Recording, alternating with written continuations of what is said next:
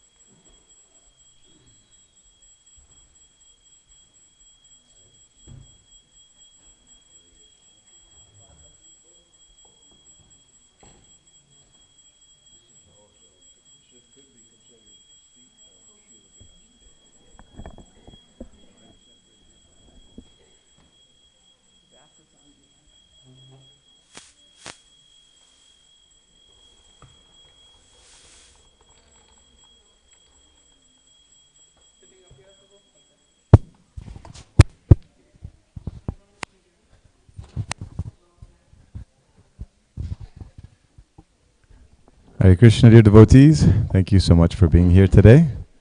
Wish you all a very Merry Christmas, Krishnamas, and a Hari New Year. We're very grateful to His Grace Rupanuga Prabhu for agreeing to give the class this morning. I didn't reach out to him until last night because of a cancellation. Thank you so much, Prabhu. Thank you to all of you for being here. And after class, we'll have some gifts given to the Lord together, and then we have a wonderful pancake breakfast and feast cooked by Mother Kumkumangi and Giri and some of the youth. And we'd like to thank Ravi Prabhu for sponsoring a few gallons of organic maple syrup for our pancake breakfast. So thank you all so much for being here. I think it's already been taken. Thank you so much. Hare Krishna.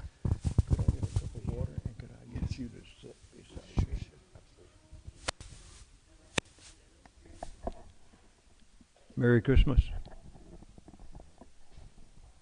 Hare Krishna, Hare Krishna. Merry Christmas. This is the day that we take to celebrate the appearance of one of our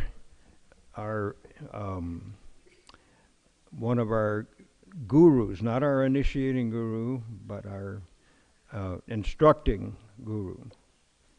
Thank you. And before we begin our discourse, we'll have our invocation to the Supreme Personality of Godhead. Thank you very much, Bill.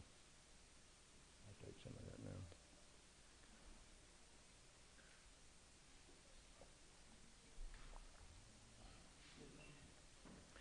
Jaya Radha Madhava Kunja Bihari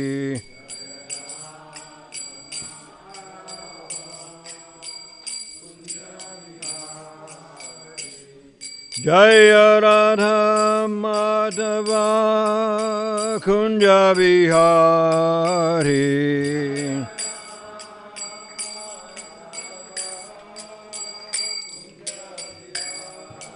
Jashodanandana Brajajana Ranjana Jashodanandana Brajajana Ranjana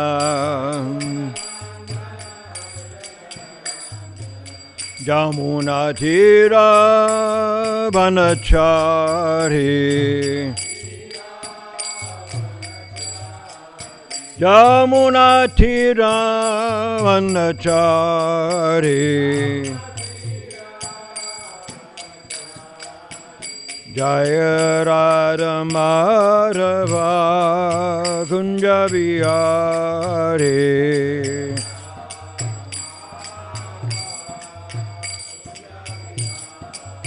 Jaya Radha Madhava Kunja Vihari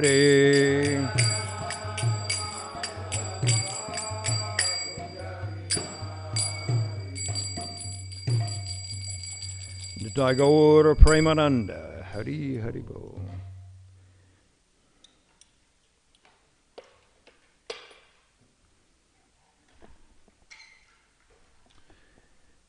May I ask how many of you have grown up in a Christian tradition?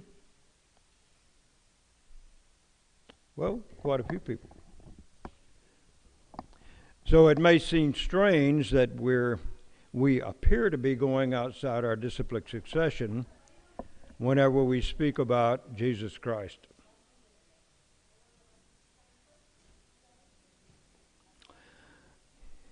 But actually we're not. Even though Jesus Christ is not in our Vaishnav Sampradaya, still we recognize him as being a bona fide representative of the Supreme Lord. And therefore we glorify him. And we're not breaking our tradition by glorifying him, because Srila Prabhupada has glorified him quite often. And I've got a few things that I want to read, conversations that Srila Prabhupada had regarding Jesus Christ.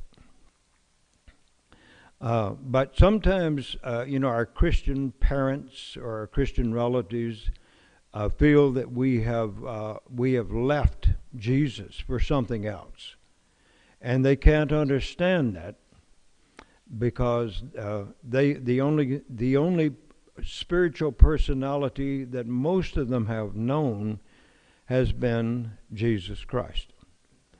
And so therefore we take this day, even though we don't have any idea what actual day Jesus appeared on the planet.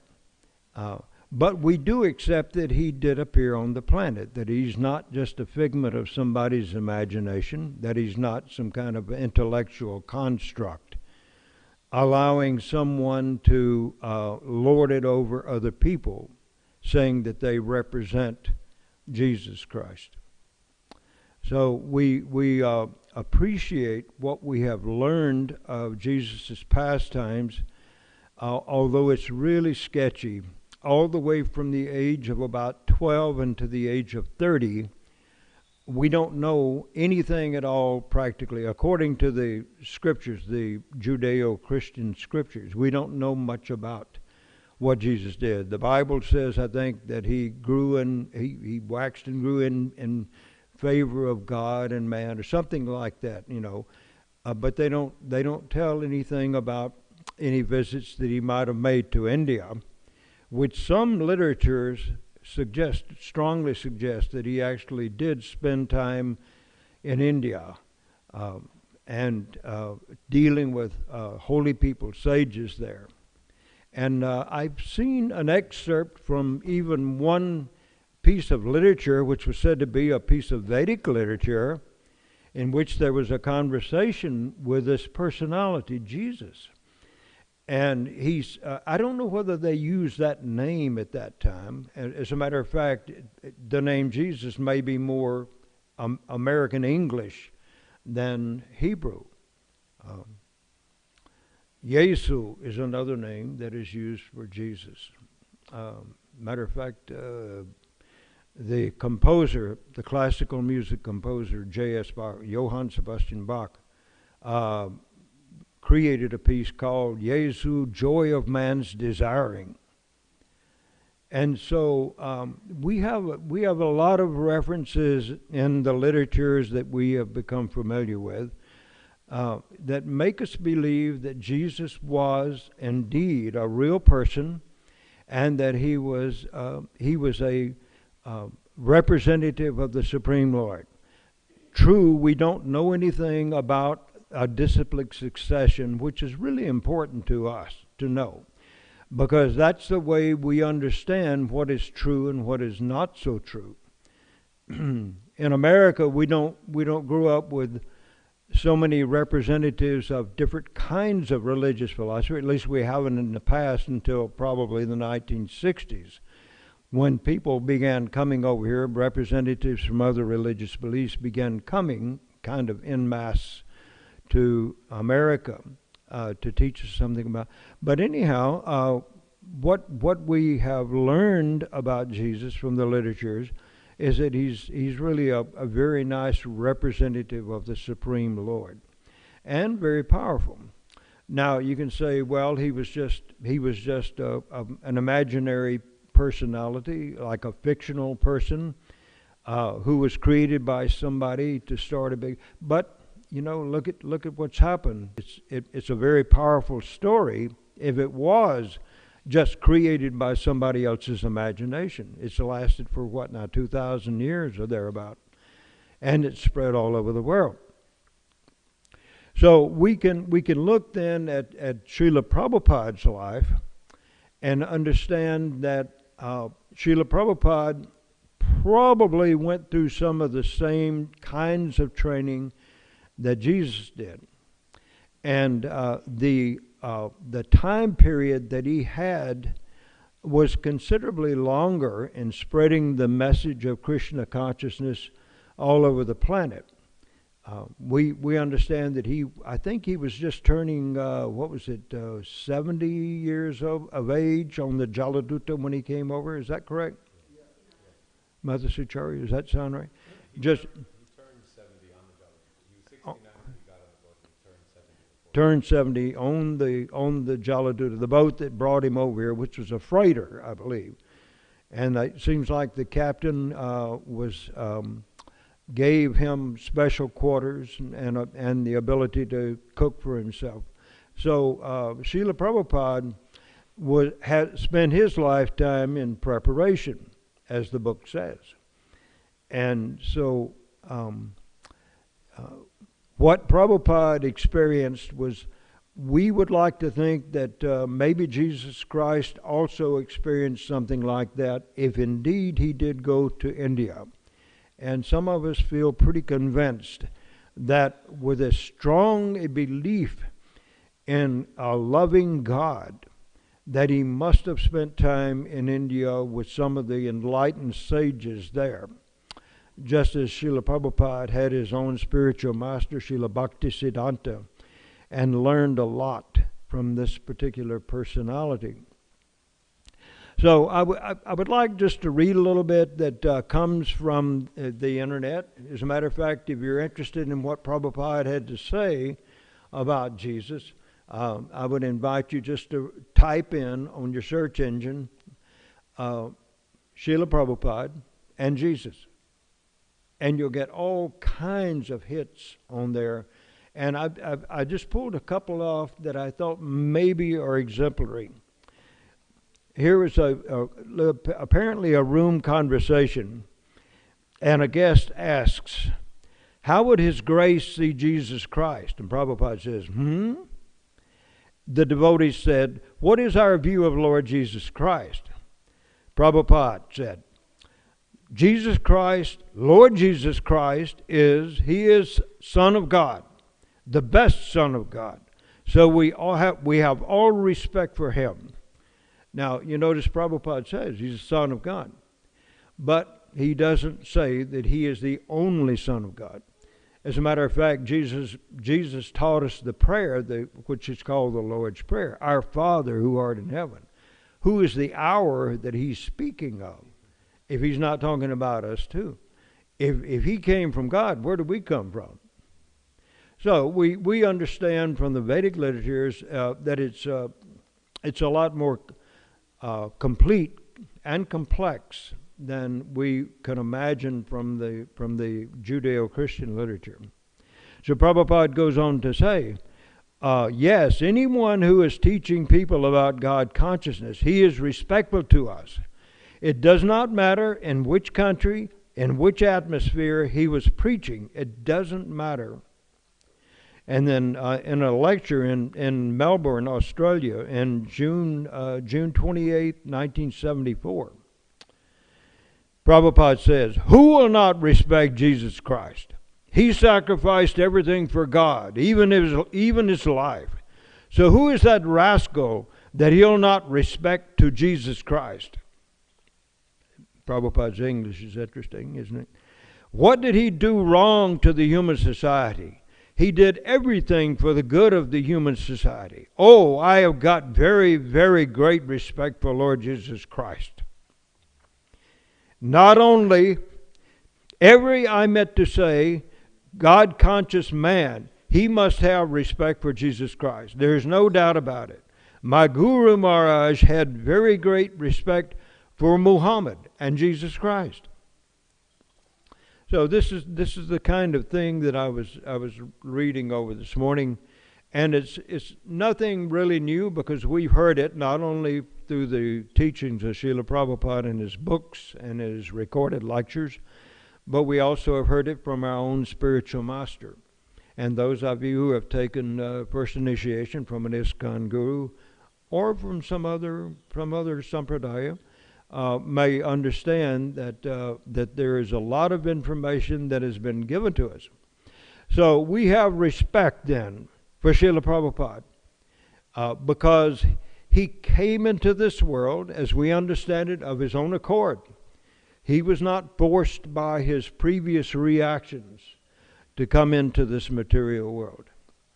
And he went through some of the same kinds of activities that we did. He got married because his parents wanted him to. He had children. I think he had 5 children in all. And he learned how to be a pharmacist, or a person who was able to mix different kinds of drugs for the sicknesses of people. And he lived what seemed like from the outside to be a pretty normal life. But we understand by reading his biography, written by who's it? Satsarup Das Goswami Maharaj, that Srila Prabhupada was, once he came into contact with his spiritual master, then he began studying and he began preaching and he began learning lots of things that would serve him later on in his lifetime. Now, I presume that Jesus Christ went through the same kind of thing, the same kind of disciplined study, and associating with great devotees of the Lord. Otherwise, how could he have been so influential when he came back to the place that he grew up and began preaching the love of God? Prior to Jesus' time, we have the Old Testament, which is really a kind of a study of the Hebrew race. And we find out lots of wonderful things about the Supreme Personality of Godhead, but mostly it seems that people learned to fear him. And so when Jesus came, he taught that God is a very loving person. And he always referred to God as a person, not as some, as one Methodist preacher said, an oblong purple cloud that speaks. No. He was considered by Jesus and taught by Jesus to other people to respect this God as a supreme person and to be always a person. And we understand that this is one of the most interesting and enjoyable facets of Krishna consciousness that we have learned, in my opinion, that God is a person. And even though he's a fantastically powerful person, that he has created innumerable universes and populated them all with spirit souls like us who wanted a chance to get away from Vaikuntha, wherever we were located before, and just have a little sojourn in the material world, which turned out to be millions and millions of lifetimes in the different species of life, including animal and vegetable species. So we've been through all that. But this was knowledge that we did not get when we came up in the Christian tradition. We understood mainly from the people who were interpreting the Bible, the teachings of Jesus, that this was the first time that we've ever come to this material world. As a matter of fact, this is the first time we've ever come into existence. And you got this one shot at it. If you're really lucky and you do things just right, then you're going to go to be in the kingdom of God for eternity. But if you blow it in this one lifetime, you're going to go to hell and suffer. And this is what the evangelistic preachers on the televisions and radios they're still using that fear factor to make us want to go back to the spiritual world. But it's a lot easier to attract somebody when you tell them what the alternative is and that it is all very, very nice and pleasing. And so we yes, do we have some fear coming back into this world? Yes, before we came into contact with Srila Prabhupada, we did fear coming back into this material world. And I have to say that I have a little bit of fear myself about that, because we know that we're in the age of Kali, and it's not a very good age. And even in the past 50, 60, 100 years, just from what we have read, what we've been told, and what we have observed, this world is not doing so well for spiritual life. And so, therefore, when a person like Srila Prabhupada, like Jesus Christ, comes into this world and tries to give us some alternative way of thinking about the spiritual world so that we will become more attracted to it, we say, no, I don't think so. That's not the way my grandparents thought. That's not the way my parents thought. And that's not the way I think. And they point to the Bible and they say, God wrote it, and I believe it, and that's all there is to it. So they don't really have too much inclination, generally speaking, what I've witnessed, that most Christians don't have an inclination to get away from the Scriptures. And in a way that's good, because Srila Prabhupada also taught us that the literatures that he gave us were all that we needed, and it was better that we did not read a lot of other different kinds of books, even though they came from, we could say, a Vaishnava tradition. In other words, he taught us that we should stick with our sampradaya. He said our chastity is that we stick with our sampradaya, which means our spiritual master and the spiritual masters, which fortunately for us in this sampradaya go all the way back to the original person in this universe, Lord Brahma, and even beyond that, back to the Supreme Personality of Godhead. And so we feel very fortunate that we have come into contact with that disciplic succession, and that we have gained knowledge to help us to get some attraction to that place, which is out. It's not really another place. We can be in Vaikuntha right now if our consciousness is good. Just as Prabhupada said, he was in America, but he also says, I'm in Vrindavan. So we understood that not only was he in the material world acting as an ordinary person, but he was also in the spiritual world participating in the pastimes of the Supreme Personality of Godhead. And to have the kind of courage to do that, to preach, which is totally against what most of the people on the planet have grown up believing. I say against it. It's not really so much against it. There's a lot that is very common in the way that the Christians teach their children, and the way that Vaishnava parents teach their children. And it's all about learning what is more attractive about the spiritual world than what we are witnessing and experiencing ourselves in this world. And so without that kind of knowledge that attracts us to another realm to which we can go and have eternal pastimes, we become quite often discouraged, and we lose hope in this material world. And by the time a lot of people get to the point of giving up their material bodies, they're very, very bitter. If you haven't seen it, then you just haven't been around quite long enough. You will see it. It happens to people. Because everything that they try to do is meant for satisfying their senses, meant for satisfying the senses of their family members, and quite often those plans go awry. Like Robert Burns, the old Scottish poet. He says, what is it? Oft things go awry. The best laid plans of mice and men oft go awry. And so we experience that in this lifetime, don't we? Either with personal financial problems, personal sicknesses, or watching our children have to suffer. That's really tough. That is really, really hard to do. And watch our parents grow old and give up their bodies, become sometimes they lose their rational abilities, and they pass away, and we just feel really bad about that, and we think, oh, what is the use in all this?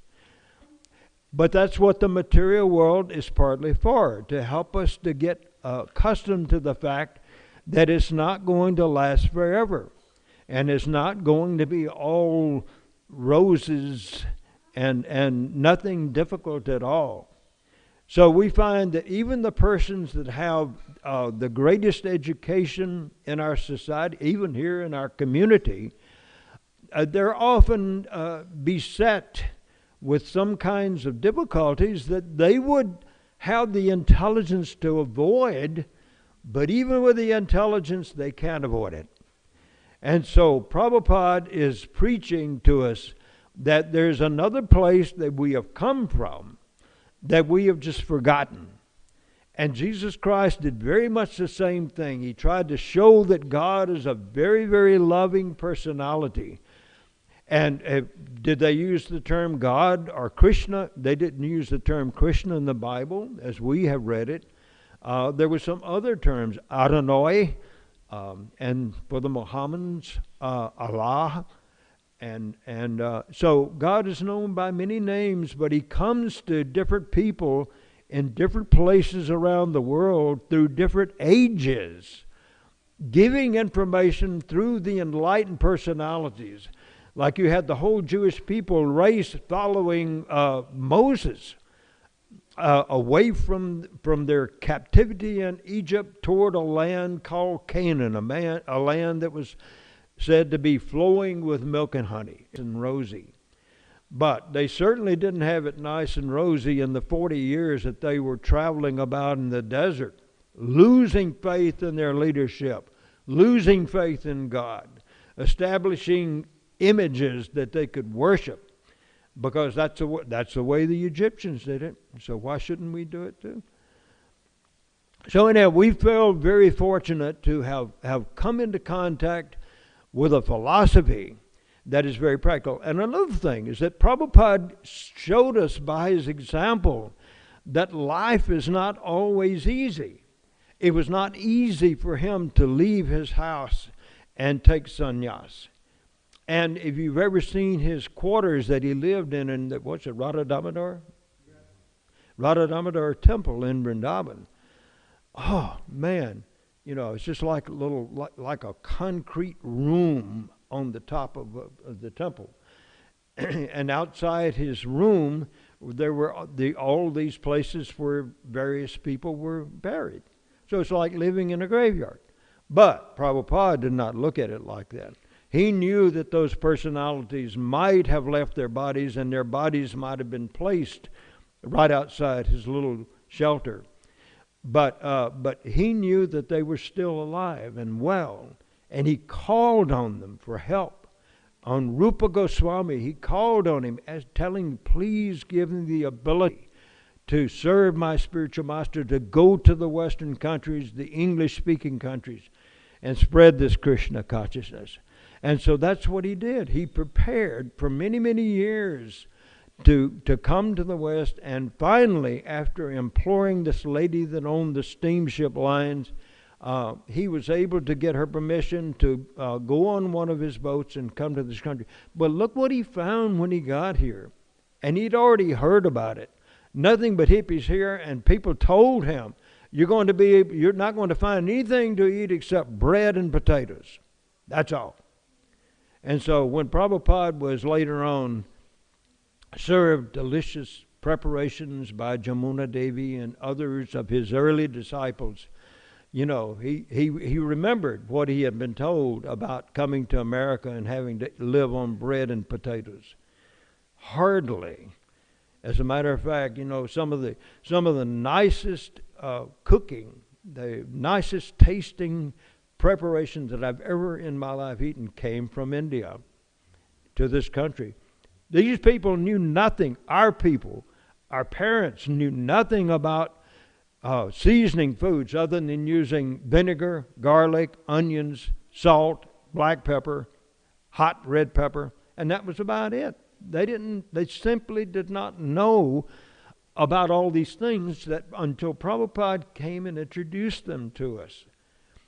And for many of us, that was what really attracted us to Krishna consciousness in the first place. Although for me, it was reading Prabhupada's works in the books that I was handed by some devotees who were out trying to spread Krishna consciousness. I've told you before, this occurred in 1973 when I was bored to death with my job, walking the streets every time I got a 15-minute break, and ran into some young boys who were passing out books, 1973. And it took us, my wife and me, it took us about 6 years for that to reach any kind of fruition, so that we would have the association of devotees. And at one point in time, I was begging Krishna, please give me the association of your devotees, because I was so burnt out with the material world that I was having to deal with. Couldn't deal with it. Totally unsuccessful. But somehow or other, Krishna has made arrangements, given us all the means by which we could raise our children and have a decent place to live. Come to Dallas and live in old East Dallas, which is one of the most degraded parts of the city at the time in the 1979, 1980. But anyhow, somehow or other, we've survived the difficulties. Prabhupada survived even greater difficulties than that. And if you read about Prabhupada's early disciples, you read about Mother Malati with her new child going to England with some other householders and her husband, and getting into a building that had no heat. And she somehow or other got a large cardboard container box and had I think a little electric heater that she'd go in there and sleep with her child at night to stay warm. Tough times, really, really hard times. Talk about the early devotees in Russia, and sometimes they were submitted to all kinds of psychological things. You know, when you heard of frontal lobotomies, where they actually go in through the eye and work and do something to the front part of the brain, so that they can keep you from doing, chanting these silly mantras that you've been chanting. But it just didn't work. It didn't work, did it? And eventually Russia changed, and now, as I understand it, there's a large gathering or movement of devotees in Russia. And it's amazing, isn't it? In China, our spiritual master went and with the help of many other devotees, he started preaching in China. Now there's so many Chinese devotees that come to Mayapur or Vrindavan each year. So what the spiritual master has given to us then is unreplaceable. We could not get anything to even come close to it as far as what it has done for our lives. It's turned us from being meat-eating, lusty Westerners to people who are at least trying to accept the teachings that Srila Prabhupada gave us, so that we can influence others and get them on the path back to the spiritual world so that they can also enjoy this wonderful spiritual atmosphere that we have been blessed with in this community now for about 40 some odd years. Merry Christmas. Hare Krishna. Yes, Mother Sucharya. Wait until you get a microphone. We have people listening in online who want to hear what you got to say. I just have a short comment to share that Srila Prabhupada said. I heard him say it. He said, Jesus Christ is our guru. Jesus Christ is our guru. Yes. Now, some people mistake that, misunderstand that, but we understand what the difference between an initiating guru and the instructing guru, shiksha. So we have all kinds of shiksha gurus around us. And there are people that, there are even writings in the Srimad Bhagavatam, I think it's 11th canto, about one person that finds that everything around him, even the inanimate things like the air, the sky, the plants, everything is teaching him something about spiritual life. So that's another form of Shiksha Guru, or instructing Guru.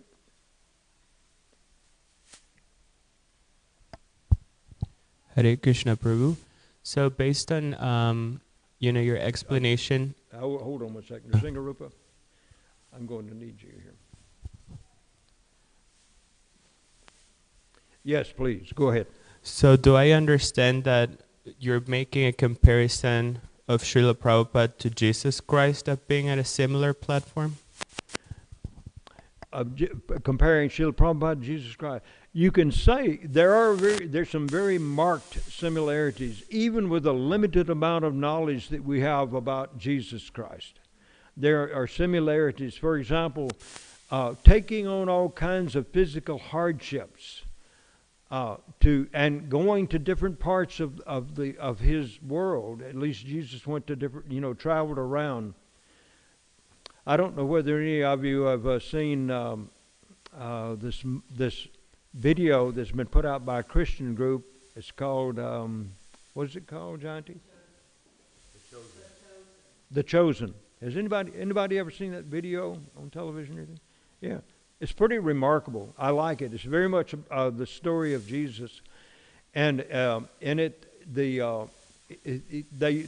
base everything on biblical information, but then this man whose name is Dallas, he's the one that's put it together. He's gone to Jewish rabbis, and he's gone to other kinds of persons, representatives of different religions, and come up, shown how Jesus might have lived and how his disciples, early disciples, might have lived. And they went through all kinds of difficulties. That's a similarity, the kinds of difficulty that Srila Prabhupada faced when he came here to this country. We're standing out on Boston Harbor, not knowing which way to go. And he came with very little money. I think I've heard said that it was about $7 worth of rupees. He came with a box of books that he sold to people, not only to interest them in Krishna consciousness, but also to try to raise a little money to support himself. That was the way he was doing it. Matter of fact, he's called this book distribution our family business. So Jesus said, go into the world, go into all the world and preach the gospel of the Lord, baptizing in the name of the Father, the Son, the Holy Ghost. So we understand that the Father is Krishna. The Son is the spiritual master, wherever he might come from. And the Holy Ghost is super soul within the heart, Antaryami, or the Kshirodakshayi Vishnu, also we sometimes refer to him as. A lot of characteristics that are very similar. Prabhupada covered the entire globe. Jesus Christ preached in the one area in which he was growing up. As far as we know, that's the only record that we have. We have only one book primarily that speaks about the life of Jesus Christ. There are all kinds of books that are now have been written about Srila Prabhupada and the experiences that his disciples have had with him. So many books that have been produced, so many videotapes, so many audio tapes that have been produced.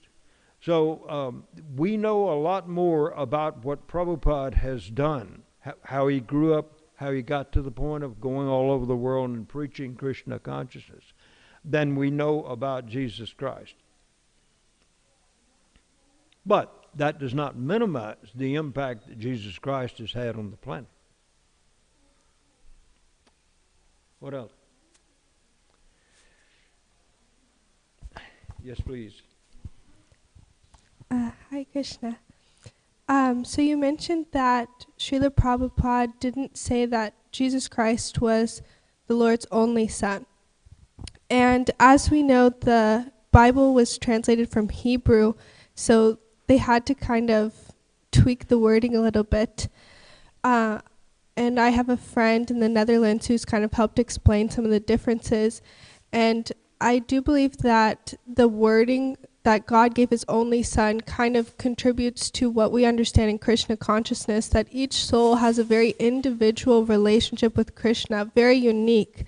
And so that feeling of the Lord of I'm giving my only son as this individual unique relationship is in a way separate from me observing from our point of view for a while, and that he's giving that to help deliver fallen souls.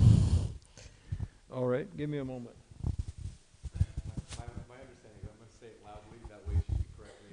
I've got a hearing difficulty, so I heard most of what you said, but I want to hear it again from Nrsinga Rupa Prabhu. So just to make sure I'm repeating properly,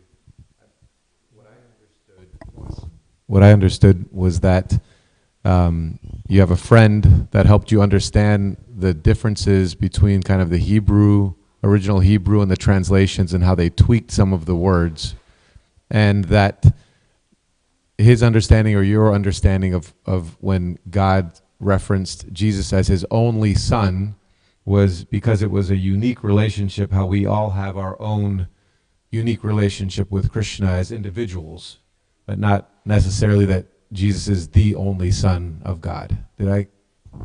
Yes, thank you. That's a good, really interesting point. And also, Jesus said, you know, if you have seen me, you've seen the Father. So some people say, oh, that means he is the Father. But that's like my saying, I've got 3 sons and a couple of daughters. I could say, well, if you know my kids, you know me. Does that mean that my kids are me? No. So, let's see, there was also another point there.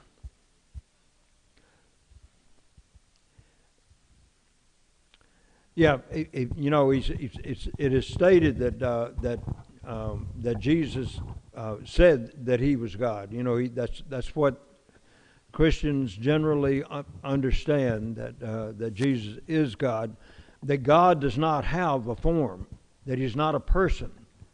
But when he comes into this material world, he accepts a material form. Well, you know, this is a little bit contrary to the Vedic understanding, that Krishna never takes a material form, even though this sounds contradictory. You know, after the battle of Kurukshetra, when he was sitting out by a river, and a hunter who had something going with, he was trying to do something, I'm not sure what. Anyhow, he saw Krishna's foot and thought it was an animal.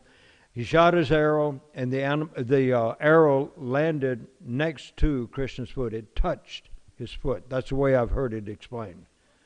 And somebody said, well, they killed him. And then Krishna left a material body behind. But he went back. Now, this is the way I've heard it. Now, some of you may have heard it a little bit different than this. Krishna can leave a material form just as he can accept a material form. But the fact is, he doesn't really become that form. Let's say he transforms that material energy of which our deities are constructed. He transformed them into spiritual form. In other words, this isn't a physical representation of the Supreme Lord. This is the Supreme Lord, and because our eyes, these eyes that we have, cannot see that it's his spiritual body, he allows us to see something that looks like a physical form. But we understand by from Srila Prabhupada that when Krishna is asked to come into a form, to please become present in this form of the deity that I have, so that I can worship you, then he will do so. If his pure devotee asks him to please come, it's just like Sri Advaita, when he was on the riverbank, and he saw that the Kali Yuga was progressing at such a rate that only Krishna could come and satisfy his devotees and also help to correct things. So what did he do? He offered tulsi leaves and Ganges water. And just with this mental picture of Krishna in his mind, I don't remember it being said that there was a physical deity of the Lord there at that place.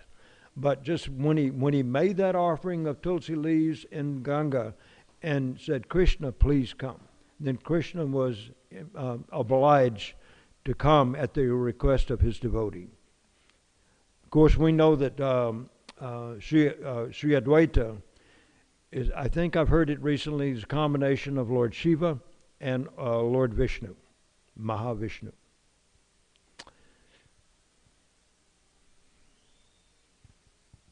I'm not sure whether I addressed your point or not. Is there anything else that someone... Yes, please, Prabhu. Yeah. Oh, yes, sir. Yeah. First of all, thank you so very much, Prabhuji, for... First of all, thank you so very much for, giving clarity on the Jesus Christ and Prabhupada, commentary on that. Prabhupada what commented on the Jesus. I like, even Jesus said, I am the son of the God. Right? So now people are worshipping Jesus. Jesus himself says, I am son of God, but people are worshipping him as a God. Right? So as Krishna says in the Bhagavad Gita, Abhidhi Purvakam, those who are worshipping the demigods like Ganesha, Shiva, Brahma, Jesus, so they are not directly worshipping me, they are worshipping me indirectly. They are... Okay, hold on just a moment. So what he started with was thanking you for giving some clarity on what Srila Prabhupada has said about Jesus Christ, and that Jesus Christ said that I am the Son of God, but there are those that are worshiping Jesus Christ as if he is God. Yeah. So those who are worshipping Jesus as a God, so will they come to real understanding of who is God? Those who are worshiping Jesus as God, will they come to the real understanding of who God is? You have to take a book from you. There's so much ignorance out there, but there's a lot of very sincere people of both the Christian belief and Jewish belief and Mohammedan belief. There's so much sincerity out there, and they really believe strongly in what they've been taught. But there's a lot of ignorance, because what knowledge is there of the appearance of the Supreme Lord? Do they know what he looks like? Do they know what his actions are? And Srila Prabhupada made this point when he talked to some religious leaders. He said, what is Allah doing right now? What is Jehovah doing right now? And the answer is, we don't know. So, then the Christians I would have heard say, some things we just don't understand, we just have to accept. Well, in a sense, that's true, because it's really hard for me to understand how Krishna, who is standing present on the altar, how he can at the same time be supporting unlimited numbers of universes with unlimited number of living entities of different forms in there. How is that possible? Well, I don't know how it's possible. Krishna is just a really fantastic or extraordinary person. Some people don't like the fact that we say that God is a person. But why shouldn't he be? Just because you haven't seen a person who can create light, does that mean that there's not a person who can create light? Yeah. Mother Sucharya. Thank you. Microphone, please.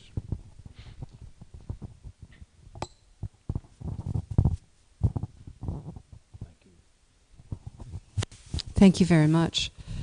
I heard Srila Prabhupada speaking in a room conversation, and the guests were asking him, where do the devotees of Jesus Christ go? What is their goal?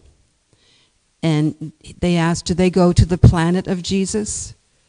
So Prabhupada was quiet, and then he said, one who worships the Son sincerely will have the chance to start to worship the Father. And so, because Lord Jesus Christ was always speaking about my Father in heaven, my Father, he never claimed to be God. And then Prabhupada said that. He said, one who worships the Son sincerely, the Son of God, will come to worship the Father. It's very nice, Mother Cherry. And another point that I wanted to make was that Prabhupada taught us what it is to love somebody, without any requirements. All you had to do is to come into his presence and show a little curiosity or something, ask some questions, and that relationship was established. Jesus did very much the same thing. Blessed are the little children, and forbid them not to come to me, for of such is the kingdom of heaven. So this is the kind of, anybody that treats especially a young child as fatherly as Srila Prabhupada did, is going to win the hearts of not only that child's parents, but probably all the parents around who are experiencing that, witnessing that.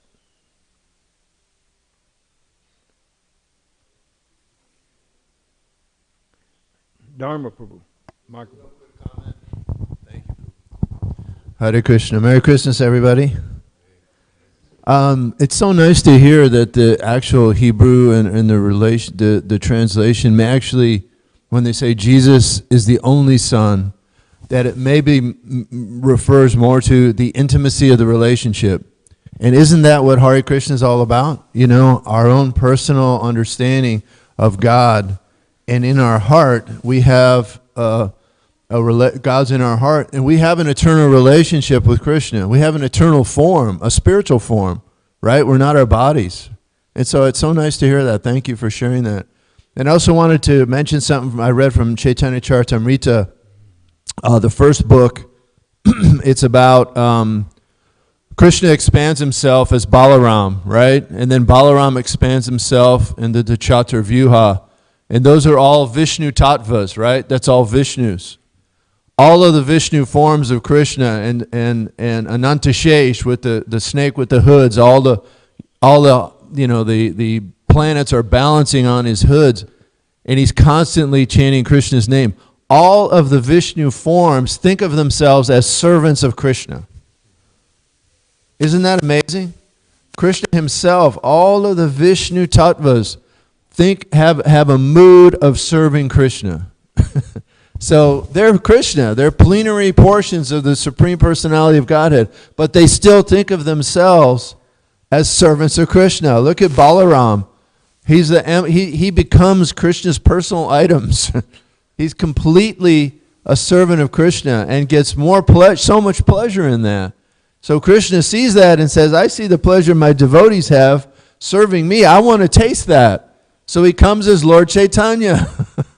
Isn't that amazing? So we have knowledge that's far beyond anything that Lord Jesus was able to give. If he did give and teach it, sadly, it's been lost. But we know he spent time in India. We know he was probably a vegetarian. They can take that as, different. Christians will look at it different. But I just wanted to throw that in. Thank you. It really doesn't minimize, in my mind, the position of Jesus Christ to hear that he's not the only begotten Son of God. I mean, even Srila Prabhupada had a worldly father and mother, and they were largely responsible for his training at that young age. So, and it doesn't bother me to think that some of our existing spiritual masters are the ones that have already left, who were disciples of Srila Prabhupada, that they came from very ordinary backgrounds. That doesn't minimize the importance of their spiritual value to us. It does not minimize it. Just to think that this person might have been a hippie in the early part of his life, and he might have been addicted to so many foul things that. What about now? So we understand that coming into the contact of a pure devotee of the Lord is very much similar to putting a piece of just dull iron metal into a very hot fire like a blacksmith shop would do. And it glows and it gives off heat just as the fire does. So these personalities who come in contact with a bona fide spiritual master like Srila Prabhupada, or a lot of his disciples too, don't have to be concerned that this person took a very ordinary birth. Because that person has become like that iron rod, glowing and giving off heat and light, just like the fire does.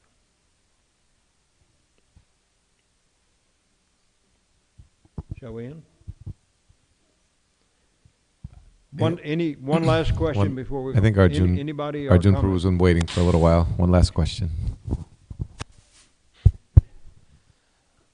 So my understanding, what I've come to understand is sort of like that concept of no one comes to the Father except through me, is the similar understanding that we have that we cannot come to God realization unless we come through a self-realized soul, like, our spiritual master.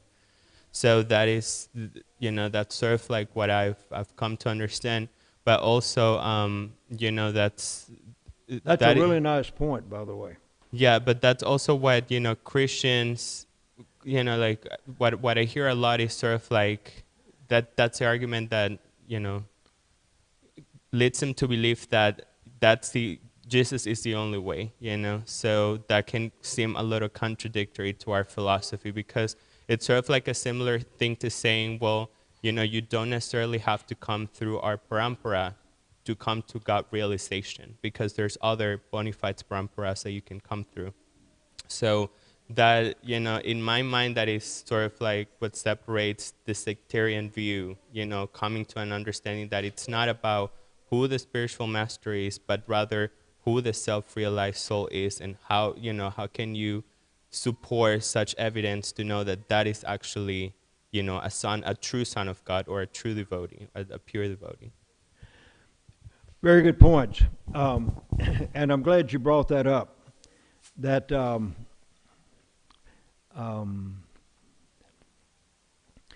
Jesus said, no one or at least he's quoted as saying, no one cometh to the Father but by me.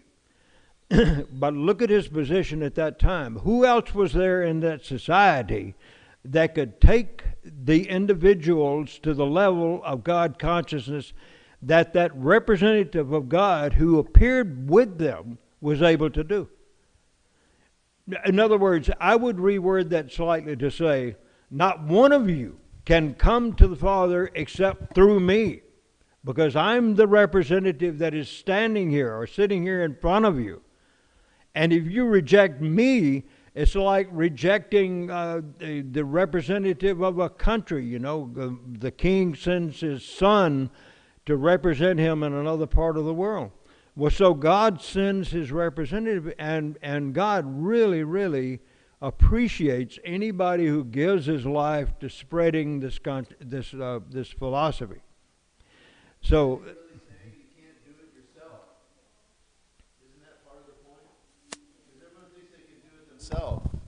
Thanks. Isn't that part of the point, that you can't do it yourself? Everyone thinks they can do it. I'll sit down, I'll understand God with my own mind. You can't do it yourself. You have to have a help. And so, a similar thing could be said, too, about Lord Chaitanya appearing 500 years ago. Well, some might say, well, I'm a worshiper of Radha and Krishna. So, Lord Chaitanya, that's fine. He was a saintly person. In other words, not giving him the respect that is due to a person who comes intentionally for the purpose of telling us about the intimate love that Krishna has with his devotees. So I've heard it said by some that if you claim to be a worshiper of Radha and Krishna and you don't accept Lord Chaitanya Mahaprabhu, you're an atheist. God himself, Krishna, has come in the form of Chaitanya Mahaprabhu 500 years ago. And if we say, oh, I prefer the pastimes of Radha and Krishna, or I prefer the pastimes of Sita Ram, then you're deprecating a personality who's come as himself, representing himself as his own devotee. So that's like missing a big opportunity. So to all the people that Jesus came to and was presenting this knowledge about how loving God is, for those who did not accept him, thinking that the Messiah is coming at some time, but you ain't him. Because you don't look like him. We're expecting somebody to come in grandeur, like Lord Ramchandra. But remember, Lord Ramchandra even put on tree bark clothing, he and Sita and Lakshman, as they wandered around in the forest. And so, it's like saying, Lord Chaitanya, he doesn't look like Krishna. He's not performing the same kinds of activities that Krishna performed. No. He's acting as he would like for us to act, and that is to be perfect representatives of Krishna and give knowledge of Krishna to other people so that they will become more attracted to that than they are to the stuff that we're attracted to in this material world. All right, let us end. Thank you so much for coming this morning. I really appreciate the fact that you gave up your Christmas morning, got out of bed, came to the temple, and sat with us. And those of you who are listening in online, same thing to you. You could have spent your time listening to Christmas music or something this morning. But instead, you've chosen to listen to some philosophy, so we appreciate that. So we offer our respectful obeisances unto all the Vaishnava devotees of the Lord, who are just like desire trees, who fulfill the desires of everyone, and who are full of compassion for the fallen conditioned souls. Vanchakalpatarubhyascha kripasanubivacha patitanam bhavanebhyo vaishnavebhyo namo namaha anantakoti vaishnavrinda ki jai. Srila Prabhupada ki jai. Srimad Bhagavatam ki jai. Shri Shri Radha Kalachandjiram ki jai. Gaura Premananda. Please chant the holy names. Hare Krishna. Jai. Thank you all so much for being here. A very Merry Christmas, Krishnamas, and a Hare Krishna, and a Hari New Year to all of you. Thank you so much for being here. Thank you, Rupanuga Prabhu, for the wonderful class. Very grateful to you, Prabhu. So we know it's getting a little late, but we want to take some time. We have some nice gifts for Radha Kalachandji, and also we want to read the list of donors for the fence project, and we have some wonderful news that just this morning we reached the target. There was another donation for $2,000, so we hit the target. So thank you so much. Haribo.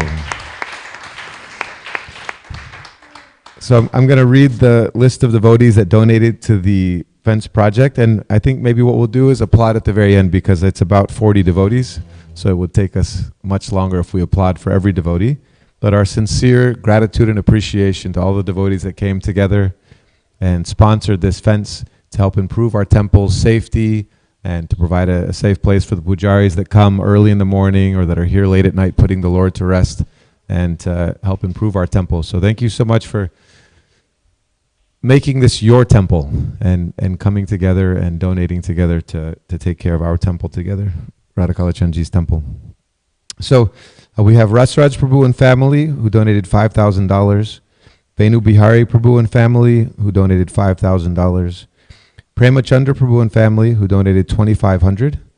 Vraj Vala Prabhu and family $2,500. An anonymous donor who donated $2,000. Vivek Sharma who donated $2,000. Rupamrita Sindhu Prabhu and family, $1,600. Krishna Balaram Village, $1,500. Achyuta Govinda Prabhu and Sadhanandini Mataji, $1,008. Another anonymous donor, $1,008. Deepak Prabhu and family, $1,008. Another anonymous donor for $1,001. Bhakti Priya Mataji and family, $1,001. Manish Vanodia, this is and family, they donated $1,001. Antaryami Mataji, $1,000. Nitai Karuna Prabhu and family, $1,000. Padma Mataji and family, $1,000. Sham Keshava Prabhu and family, $1,000. Radha Krishna Nandan Prabhu, $508. Chinmoy Prabhu and Madhu Purna Mataji, $501. Smita Jadav, $501. Dauji Nitai Prabhu and family, $501. Vihari Govinda Prabhu and family, $501. Shesha Veda Prabhu and family, $501. Shamakun Prabhu and family, $501. Srinath Krishna Prabhu and family, $501. Aradhya Kishori Mataji and family, $500.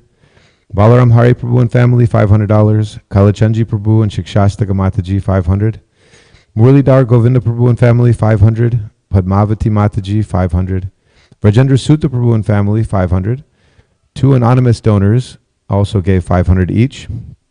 Jaigaranga Prabhu and Tulsi Saki Mataji and family, $500. Bhavan Giri Prabhu and family, $500. Prema Charu Prabhu and family, $500. Shiromani Radha Mataji, $300. Aprameya Krishna Prabhu and family, $251. Mathura Priya Prabhu and family, $251.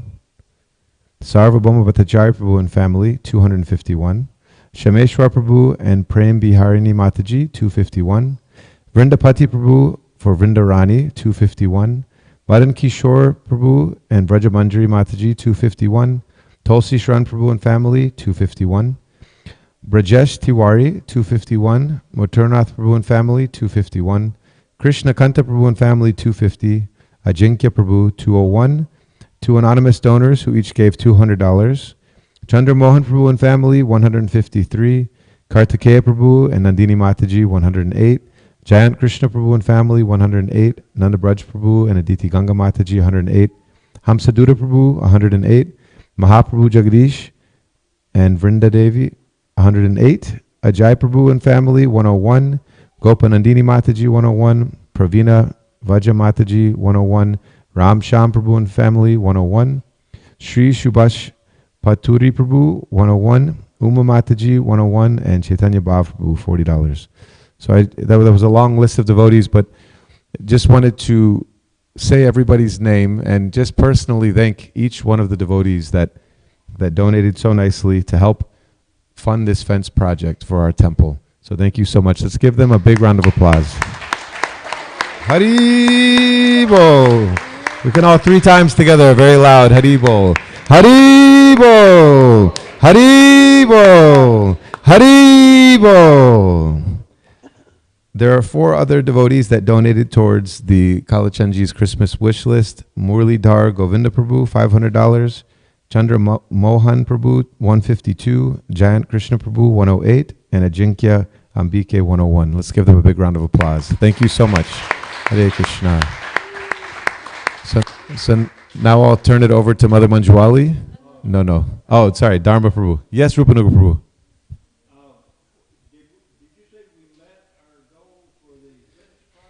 So I did say that because I think I may have misspoken actually, because the devotee that I thought gave 2,000 additional that had already been updated on the list.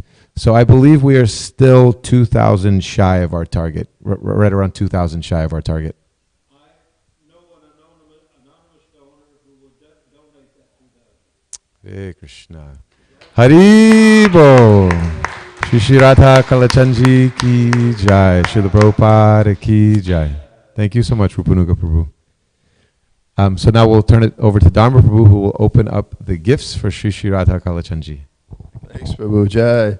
Dashinga Rupa Prabhu ki.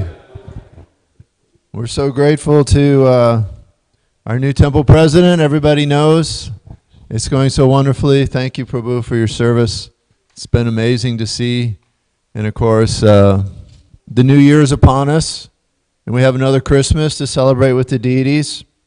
I think this year was heavy on donations, right? The Kalachandji wish list was all for Lakshmi, because we had the fence project, and the deities always need Lakshmi too. So we don't have as many, doesn't look like we have as many presents to open, which the kids like, but a lot of kids are out of town, right? So maybe that's why. Krishna made an arrangement. But any kid that wants to come up, and if everybody wants to move up.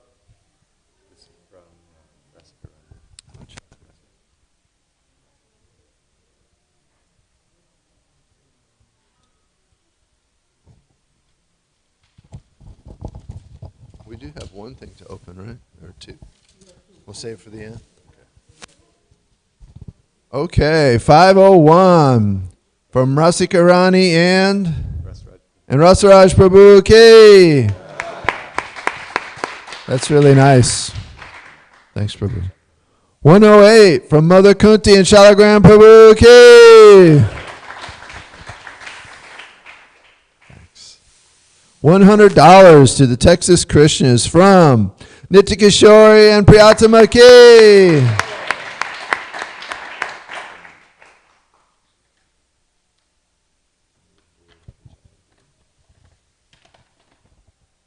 This is from Rupanuga Prabhu and Mother Jayanti. $200. Is this towards the fence? No, it's just $200. That means it's for the deities, right? This is for Radha Kalachandji. Thank you, Prabhu. Thank you, Mataji. Happy holidays. Gift card from Target. It is for $150 K. From Ajinkya Ambika ki jai.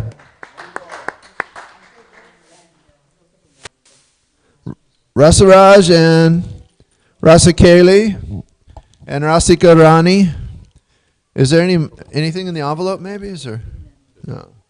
We have some beautiful silver ankle bracelets for Shrimati Radharani ki jai.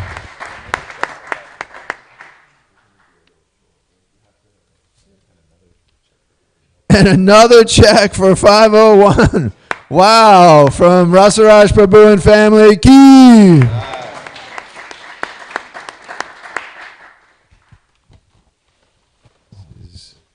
To our most beloved Shri Shri Radha Kalachandji and their associates from Manjuali and family. Wow.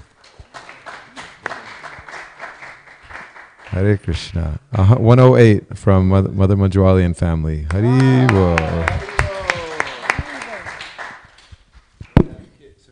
Yes. Let's have some of the kids come up to open. Maybe some little kids? Yeah. Little children here? Do they want to open a present? Who's the youngest child here that would like to come open the present? Or let's say the youngest child willing to open the present.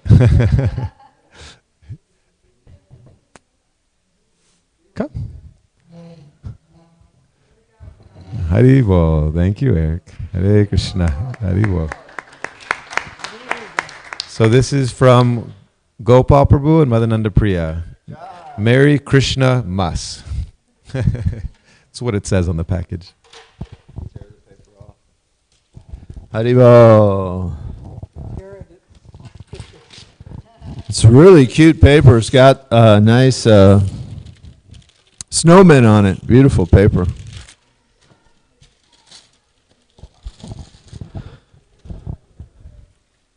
Do you want a box cutter? Yeah, you got it. Okay, what's it look like? A basket? It's a basket. It has directions for looking at it. It looks like maybe a nice kitchen drain basket, maybe with a cutting board on top. Yeah. I believe so. I wish Gopal Prabhu was here to explain it, but thank you so much to Gopal Prabhu and It's a stand. It's a stand. Gopal Prabhu, Madananda Priya Prabhu ki. I don't know if everybody knows, but Gopal cooks probably every other day. And we're all totally in love with Gopal Khichdi, right? And his barbecued chickpeas. Yeah, they're amazing. And he's such an emblem of service. And every day he's here. If he doesn't cook, he's here for Mangal Arati and other reasons. He chants early in the morning. He's a great example. So he's got something really special for the deities, and so thank him and his family so much. This bag is from Sadhanand. This next gift bag here is from Mother Sadhanandani and Achyuta Govinda Prabhu and their family. Would you all like to bring it up here? Wow, looks like some very beautiful silver ankle bells for their lordships. Haribol. A very nice sign. Our kitchen rules: if you empty it, fill it. If you dirty it, clean it. If you open it, close it. If you spill it, wipe it up. If you cook it, share it. Shrimati Radharani ki jai.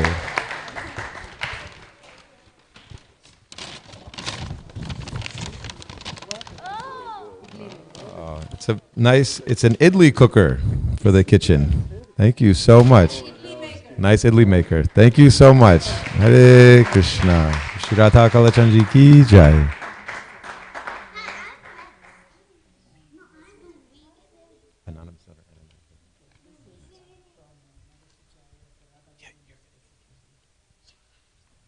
Okay, so this is a gift from Mother Sucharya for Radha Govinda on Christmas Day.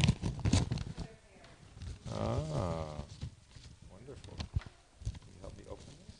Okay.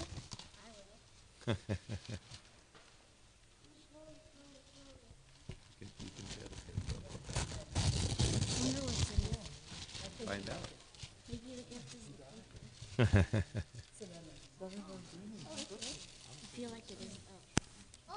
Oh wow, it's a beautiful hairpiece for Radha Govinda. Thank you so much, Mother Sucharya. Haribol. Hare Krishna, Jai Shri Shri Radha Kalachandji.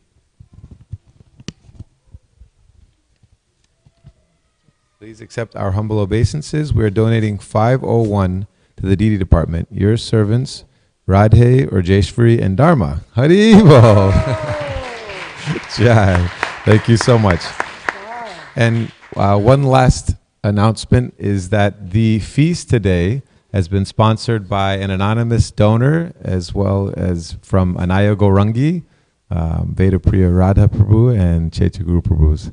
Thank you so much. Let's give them a big round of applause. Thank you all so much for being here. Would just like to express my sincere gratitude to each and every one of you. And something that came up in the class today from Rupanuga Prabhu and something we heard in the class yesterday was regarding the gratitude and the appreciation that each one of us have, and sometimes maybe we don't keep it at the forefront of our minds, for those devotees that, for those of us that came to Krishna consciousness in this lifetime, to to maybe just take a moment to reflect on those devotees that first connected you to Krishna consciousness, what your life was like before that, and where you have come now today because of the interactions with those devotees that changed all of our lives forever. And to encourage each one of us to remember that and to try to take that forward into our lives and share that with at least one other person in this lifetime, that we can help to impact their life the way our lives have been impacted, and to do what Srila Prabhupada wanted to do. Srila Prabhupada came to America to share Krishna consciousness with the whole world, with everybody, right? And so for each of us to do our part in whatever way we can to help share Krishna consciousness with somebody in our lives, somebody that we come in contact with. So thank you, Rupanuga Prabhu, for bringing that up in your class today. And to Srinath Krishna Prabhu, we discussed that yesterday also. So I just ask if we could all take a moment, just pause and reflect and think about that for ourselves. Reflect on where we were before we met devotees and where we have come since then. And to just reflect and hopefully experience some sincere gratitude for those devotees and the change they've made in our life.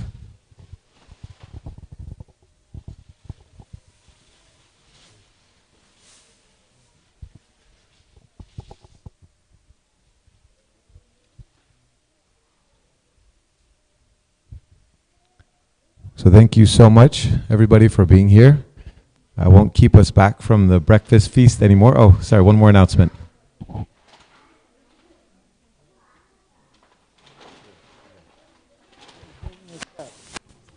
Okay, so there's a phone that went missing. Is it a color? What's the color of it? It's a purple Samsung phone, and it was next to the bag at the back. So if you may have picked it up by accident, please return it to Alwani Prabhu.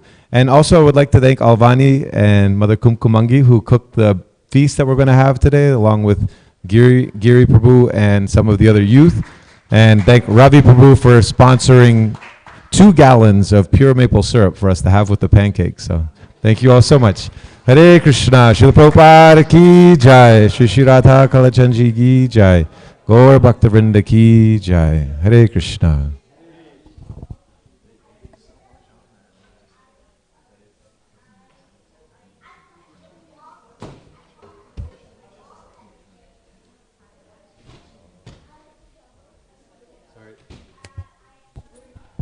So Dharma Prabhu just brought something up that I forgot to mention. We want to say a big thank you to His Grace Maturnath Prabhu, and also I believe Rasaraj Prabhu helped quite a bit with making the fence actually happen, with getting the contractors here and the construction of the fence itself. So just want to say a big thank you to them. Hare Krishna. And a welcome back to Kapil and family, Kalindi and the kids. Haribo.